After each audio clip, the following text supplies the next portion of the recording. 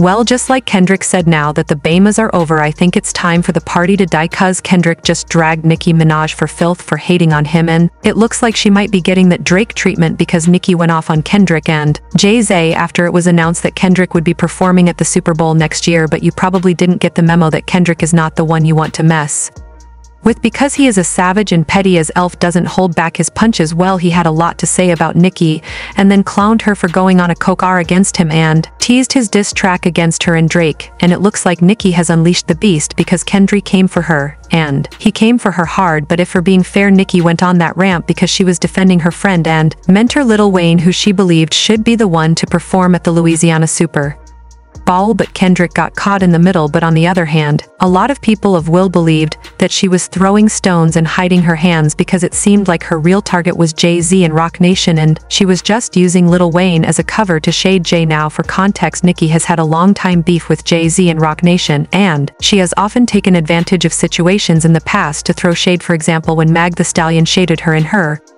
song Hiss earlier this year, Nicki was so convinced that Jay-Z and Roc Nation had put Megan up to do it. She said, "B thinks she a bully cuz she get a Roc Nation brunch, a BB mad at party, he had all your tea but you taking shots, and my family get up on your good foot, go apologize to your mother, you nasty serpent." She also posted a screenshot of an ad by Roc Nation on Twitter where they were Cat Monsen song, and she said, "Spending so much money but she's a little broken dependent artist. Desiree, you got to let it go, baby. The world knows she's ass and can't rap. Stop trying to make fetch happen. I just put out a song with no promo, no video, it's already #2. This blogger summed up the issue nicely, saying that beef really over H and Yunce and how she doesn't mess with old girls anymore like that. Ben fell back. No matter what's posted on social media after this, in real life, they don't want their name attached to the old boy with the criminal record. She then went on Twitter Spaces to accuse Jay-Z and Roc Nation of sponsoring a hate campaign against her. The paid for TikToks and the paid for tweets, to the point where people got their little $250 for their tweet to say something bad about Nicki Minaj, and then the next day it was like, bitch, yeah, anyway, I'm gone, right? I'm listening to the book.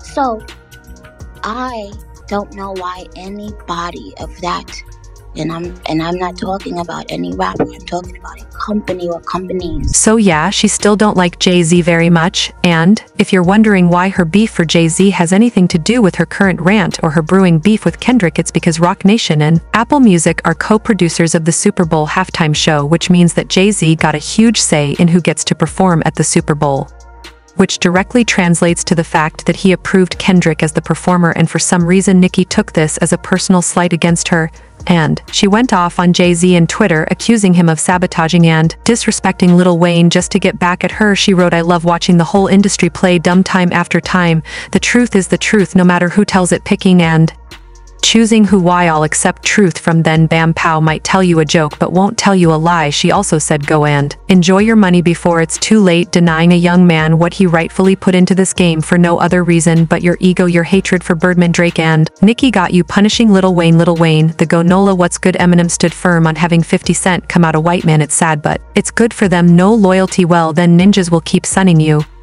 She continued, "One ninja took a knee, the other ninja took the bag. He going to get you. Ninjas in line every time, got everything in the world, still spiteful and evil, disgusting. Be happy. I beg, go be happy. Ninja in rap business, in women business, when you got the politicians and police you good though, plus that ugly Laffy Taffy alien." But who's the Laffy Taffy alien? No, she not talk about B. She also said, "And by the way, you don't know the half of what Lil Wayne has done for me and others."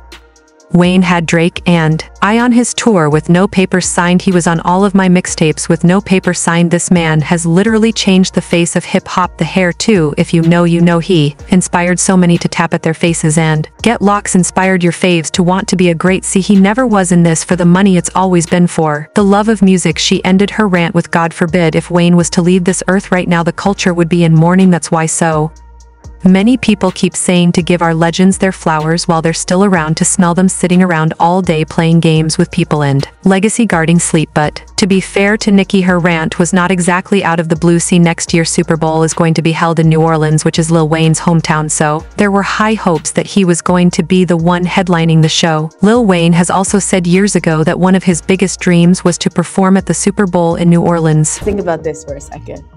Lil Wayne, headline Super Bowl in New Orleans. How badly do you want to hear those words? Just as bad as I wanted to see my name at the top of that list when I was that whatever age it was, and I would bust into the office and get that Billboard magazine. This has nothing to do with, and that's so crazy, that it has nothing to do with the sport as an artist. You perform for the what? Yeah, right. Excuse me. You know what I mean? Like, what? Like, going to a Super Bowl before and watching the halftime show. It's nothing like it. And which is, you know, like, when you see the artist, you're like, I know they could have sung the song that I was featured on. I'm featured on everybody's song.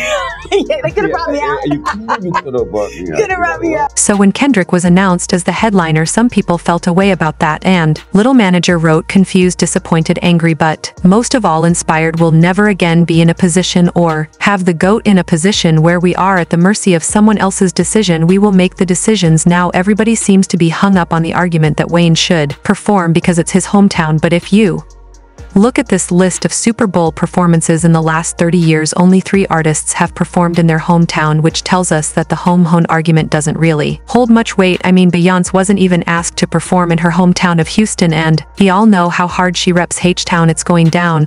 But that's not all, because a lot of people also felt like Lil Wayne should be not even considered. But don't get me wrong, he is a GOAT and will always remain one, but he's just not as hot in 2024 as he was.